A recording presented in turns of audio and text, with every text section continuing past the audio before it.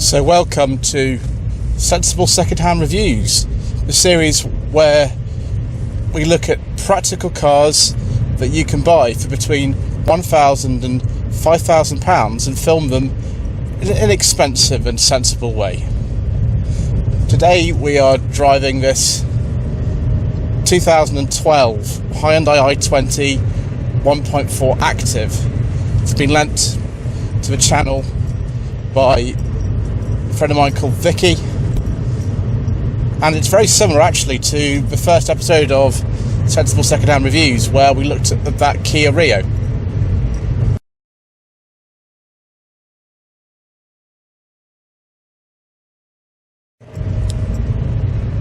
The Mark 1 Hyundai i20 replaced the Getz in 2009. I think the earliest ones of these you can get are on a 58 plate, and was sold until 2014.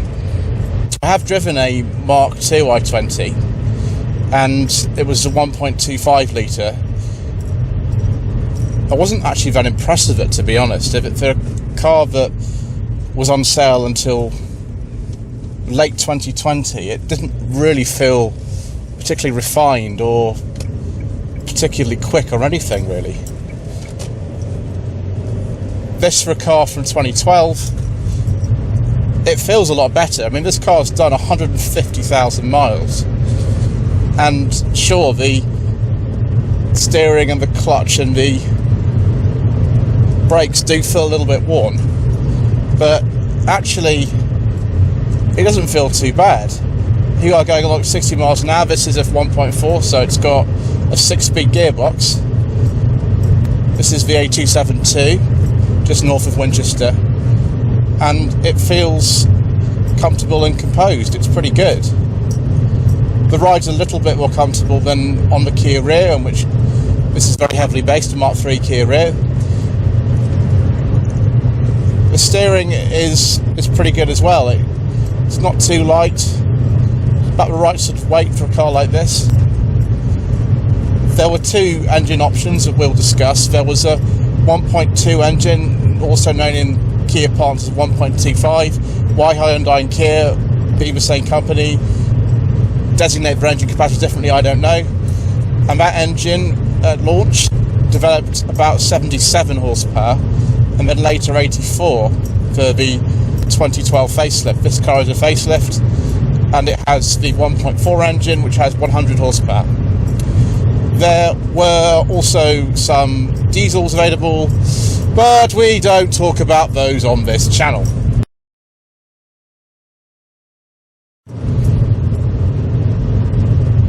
What we do talk about, though, is just the fact that this car is surprisingly nice to drive. It really is dealing quite well with these bumps on the road.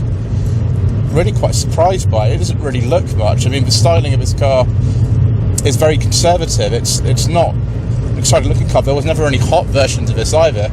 This 1.4 with the 6-speed gearbox is about as sporty as it gets. Trim levels were classic, comfort, active like this one, and then style. The only one that was available with automatic transmission was actually the 1.4 like this. The car was built in both Turkey, like this one, or in Chennai in India, and was just a real step forward from Hyundai Getz. I have sourced a Getz for a client, which was a few years ago now, and that doesn't feel anything like this. It feels so much less refined. The engines are totally different as well. I'm quite impressed by it. I do think I prefer the Rio, and possibly that might be to do with the fact that the Rio that we drove on the first episode of Sensible Secondhand Reviews was a 2015 car that had done about 45,000 miles. This has done 3 times the mileage, so it's not surprising it doesn't feel quite as sort of composed and refined.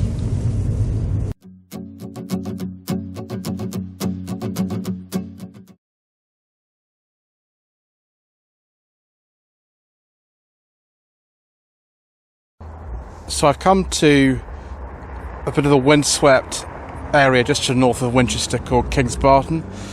As you can see, we haven't quite finished it round here, and it will look very nice when it's finished.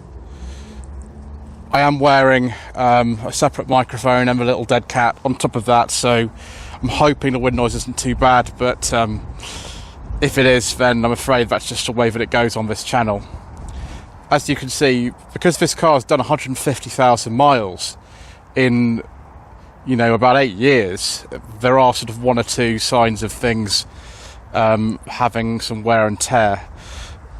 Vicky uses this car a lot for work, and she does over 20,000 miles a year in it, and so I don't think she particularly minds if it's not cosmetically perfect, but it does give me a chance to kind of show you what some of the things might happen once these cars do come into sort of no budget reviews territory, which they sort of are and sort of aren't at the moment. But we've got some rust around this rear window.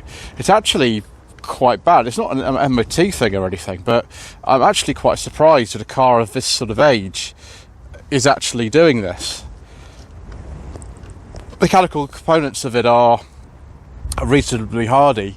One thing I'm surprised about with this trim level, considering all the other things it has, it doesn't have any form of parking sensors with it, and I don't think you could even get them as an option. The boot is quite large. It's slightly larger than... It's about 295 litres, about the same size as a contemporary Ford Fiesta would have been. We've got some sort of coolant and everything like that in here. Do we have a jack and things? Yeah, it's right down. If I just get in there and lift up, yeah, we've got a space over spare wheel. No rust or anything there. It's just on sort of really weird places.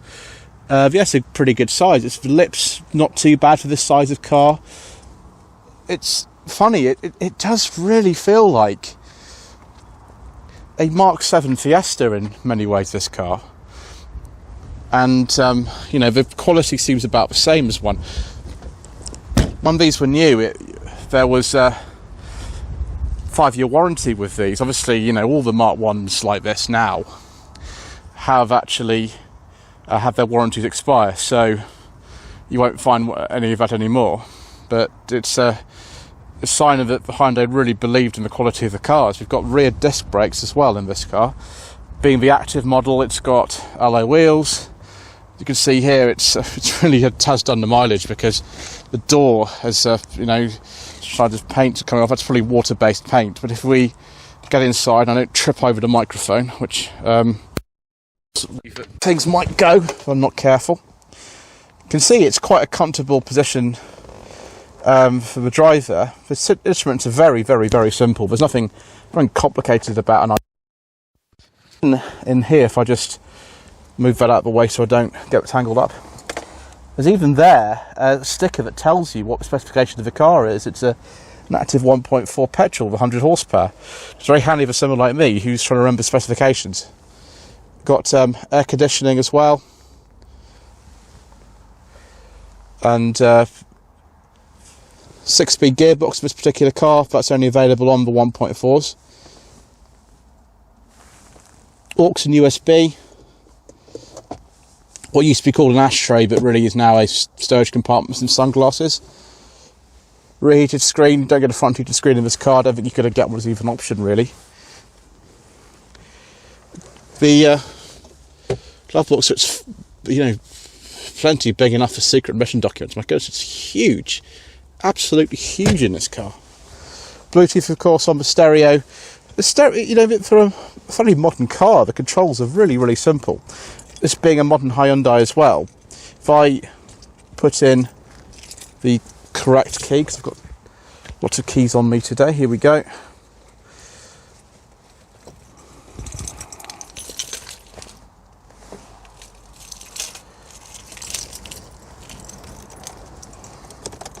Shut the door as well. We've got things out the way. You can see if I turn on the lights, or maybe you can't particularly, instruments are backlit in blue. You probably see that most of all in this little screen at the top there. Well, we've got plenty of fuel. Also got a smoker's pack for some reason as well. I don't think Vicky ordered that. Maybe when the car was new, that was how it was ordered. It's got an emergency bar of chocolate there, but we need that quite yet. I had quite a nice lunch today. But we've got things like power folding mirrors in this car. There we go. It's very smart. Obviously the left-hand one, the glass is missing, which is not an MOT failure. One-touch automatic driver's window operation. Here are the Bluetooth steering wheel controls. Hands-free for the stereo. Now the wipers and the lights are not automatic, but they do have a variable intermittent wipe function. I like the placement of that hazard light switch. That's a very sensible place for it. Steering wheel also adjusts for reach and rake in this car, which for a budget car from about 10 years ago is really quite remarkable, actually. A lot of them don't even do that to this day. Plastics in here are, I don't know if that's hard or soft, actually. That so it's sort of giving way, so I presume that's soft on the dashboard. Just like most cars of this class, it is hard here though, even on this sort of more upper spec model. But it is actually really comfortable. The seats are a little bit on the firm side. I think somebody's been and studied the sort of Polo and the Fiesta, and they've just come back with this, and it's just a very, very competitive car. It's maybe not the most exciting thing ever, but as a tool for getting around and just as a basic transportation needs, it's pretty good, really. So if I get in the back and sit behind my driving position, I'm 5'11". It's about the same as something like a Mark 7 Ford Fiesta, I would say. It does have loads of headroom though. The amount of headroom is actually very generous in this car. It's just the legroom possibly isn't too good. Huge, massive bins for the cup holder. There's one huge one here. No rear door pockets or anything, and no centre armrest, but you wouldn't expect that in a car like this. It's a bit sort of depressing how kind of dark everything is. There's no sort of relief from this. The door cards sort of remind me of something like a Chevrolet Cruze, which, there's not a huge amount of glass area for the rear passengers, but this is a bit sort of unrelentingly kind of sort of dark and plastic. The seat fabric is quite nice though. It's very hard wearing actually, considering this car's done 150,000 miles. And yes, it just sort of feels well made and not likely to fall apart, which I think is a good thing. Here is the 1.4 litre engine developing 100 brake horsepower.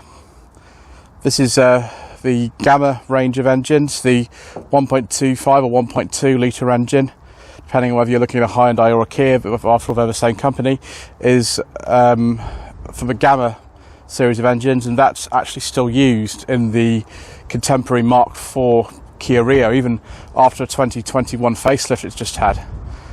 Very reliable engine, these. Canted over towards the back, a bit like an old Renault Energy engine. Chain driven, so no cam belt or anything like that to worry about. Again, not particularly exciting, but for a modern engine it doesn't look too difficult to work on. And really, if you're just after one of these to get you around, that's really all you need.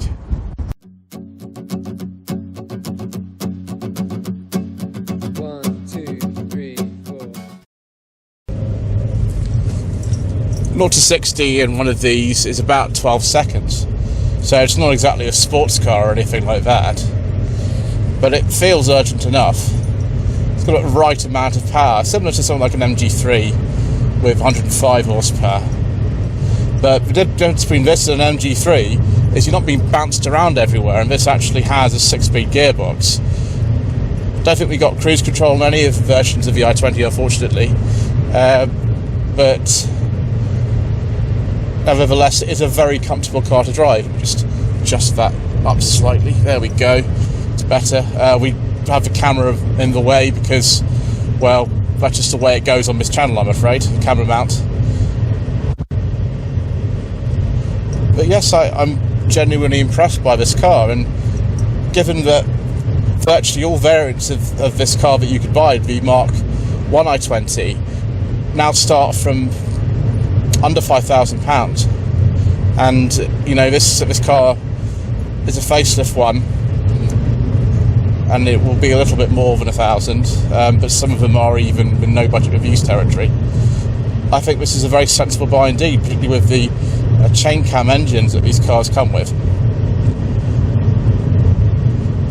A lot of people aren't massive car enthusiasts. They don't really want the last word in dynamism. They don't need the last sort of word in zipping performance, and some of them don't really want to drive around in a 30-year-old car like I know some of the people on my channel like to do. They just want something that's relatively modern, it's cheap to run, cheap to fuel, and this car will probably do about 50 miles per gallon on a long journey, so it's hard to really criticise this car for everyday use, really. Sure, I do prefer the styling of the rear it's based on. I prefer the way that drives, but has a slightly more kind of sporting feel to it than this. But for a lot of people, that won't really be a huge issue for them, and I can understand that. Right, I think it's time to park up again and draw some conclusions about the Hyundai i20.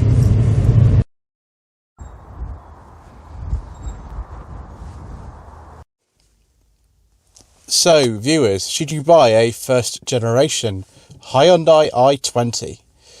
Well, I think this is a very good car. I do prefer the Kia Rio Mark III, which is very similar to this. I think that just has a little bit more the way of style. I think the interior is slightly nicer. I think that drives a little bit better than this, which is weird considering they're virtually the same car. But this, considering you can buy these starting from under £1,000 now, I think this is a pretty good car. I probably would have this engine if it were me, and I'd probably go for this specification as well. Anyway, thank you ever so much indeed for watching this episode of Sensible Secondhand Reviews. Please don't forget to subscribe to the channel, click the notification bell to be notified of new reviews.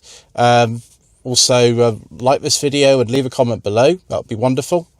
If you wish me to source a car for you, then my website address is in the description below, along with the social media links. Thank you.